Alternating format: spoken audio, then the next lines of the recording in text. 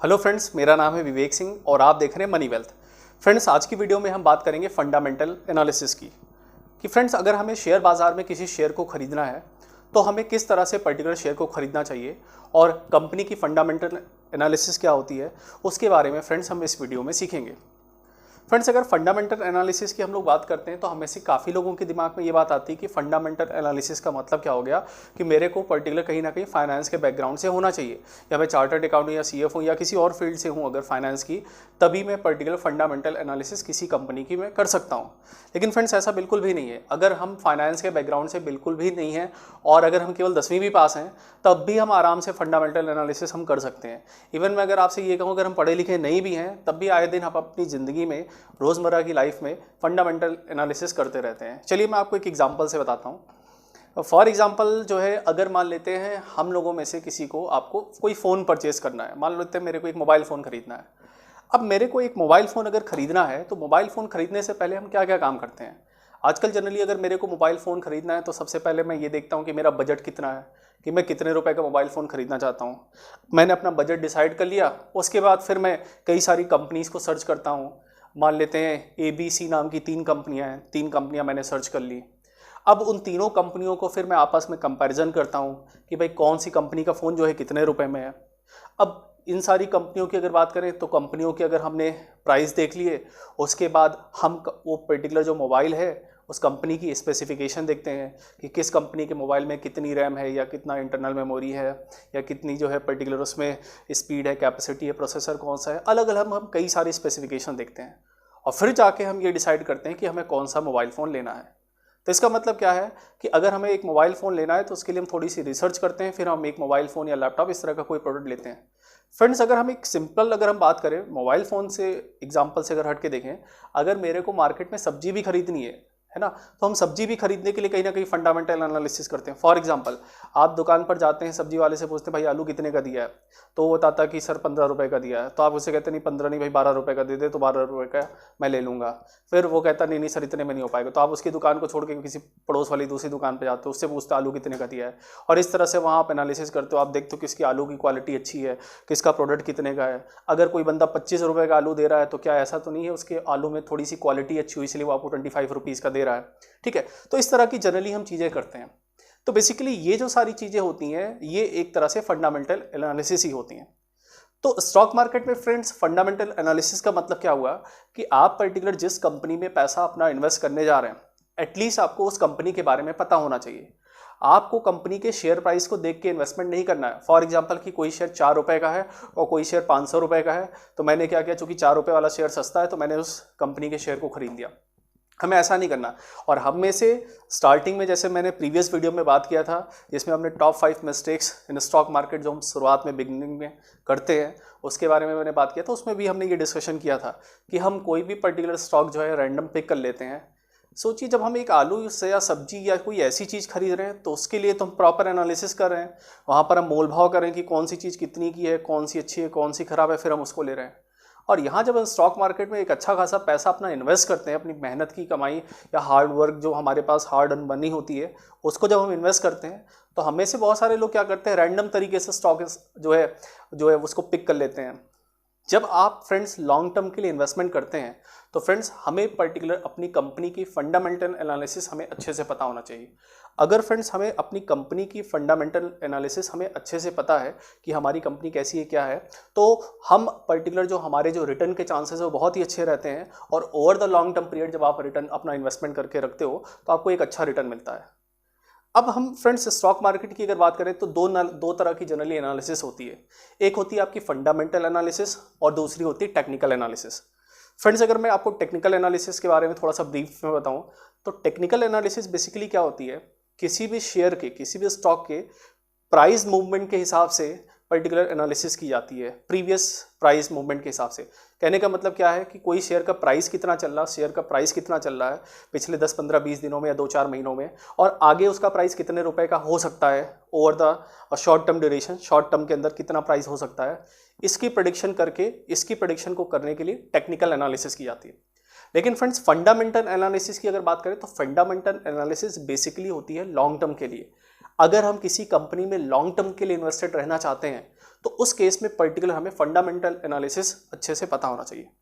अब fundamental analysis में basically हम करते क्या हैं फ्रेंड्स, फंडामेंटल एनालिसिस में हम कंपनी का पहली चीज़ तो हम बिजनेस मॉडल समझने की कोशिश करते हैं कि पर्टिकुलर जो हमारी कंपनी है आखिरकार काम क्या करती है, इस कंपनी का फ्यूचर प्रॉस्पेक्ट कैसा हो सकता है, फ्यूचर में ये जो कंपनी काम कर रही है उस काम की आगे कितनी ज़्यादा रिक्वायरमेंट है, मतलब इस कंपनी की फ्यूचर ग्रोथ कितनी हो सकती है। दूसरा, प्रॉफिट एनालिसिस हम करने की कोशिश करते हैं कि भाई अगर ये कंपनी 10 साल से पिछले काम कर रही है तो ये कंपनी की साल भर में सेल कितनी होती है, कंपनी को प्रॉफिट कितना होता है, कंपनी काम कैसा कर रही है। इन सारी चीज़ों के बारे में हम स्टेप बाय स्टेप एनालिसिस करते हैं और ये जो सारी चीज़ें होती हैं ये बेसिकली आपकी कहलाती हैं फंडामेंटल एनालिसिस। ठीक है, अब फंडामेंटल एनालिसिस की अगर हम बात करें तो फंडामेंटल एनालिसिस की अगर हम बात करें तो ये भी इसकी भी दो कैटेगरी होती है। एक तो इसमें होता है क्वालिटेटिव स्टडी और दूसरी होती क्वांटिटेटिव। तो क्वालिटेटिव फंडामेंटल एनालिसिस होती है और क्वांटिटेटिव फंडामेंटल एनालिसिस होती है।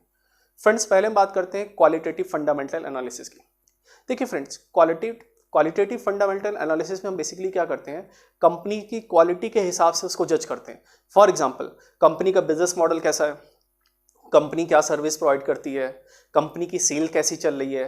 कंपनी की ब्रांड वैल्यू कितनी है कि मार्केट में लोग इसे कितना पसंद करते हैं, कंपनी का ग्रोथ प्लान क्या है, कंपनी आगे क्या क्या अपने बिजनेस को एक्सपेंड करना चाहती है, कंपनी का मैनेजमेंट कैसा है। इन सारी चीज़ों के बारे में हम पर्टिकुलर इसको समझते हैं। अब अगर हम बात करें तो क्वालिटेटिव एनालिसिस की अगर बात करें तो जो क्वालिटेटिव एनालिसिस है ना, ये पर्टिकुलर पर्सन टू पर्सन इसकी जो बारे में जो अप्रोच है लोगों की वो अलग हो सकती है। फॉर एग्जाम्पल, कोई कंपनी है उसकी ब्रांड वैल्यू जो है अच्छी है लेकिन उसके साथ में उसके कंपेरेटिवली और भी कई सारी कंपनियां हैं जिनकी ब्रांड वैल्यू अच्छी है, तो हो सकता है मेरे को कोई एक्स नाम का ब्रांड पसंद हो, किसी दूसरे बंदे को वाई नाम का ब्रांड पसंद हो। इसका मतलब क्वालिटेटिव एनालिसिस के हिसाब से पर्टिकुलर पर्सन टू पर्सन जो लोगों का परसेप्शन है कंपनी के लिए वो वेरी कर सकता है। दूसरी चीज़ होती है आपकी क्वांटिटेटिव एनालिसिस। क्वांटिटेटिव एनालिसिस की अगर बात करें तो इसमें नंबर्स के थ्रू, फैक्ट्स एंड फिगर्स के थ्रू, कुछ पर्टिकुलर डेटा के थ्रू हम एनालिसिस करते हैं कि हमारी कंपनी कैसी है। ठीक है, फॉर एग्जांपल मैं अगर बात करूं तो इसमें हम बेसिकली कंपनी के फाइनेंशियल स्टेटमेंट्स के बारे में हम पढ़ते हैं।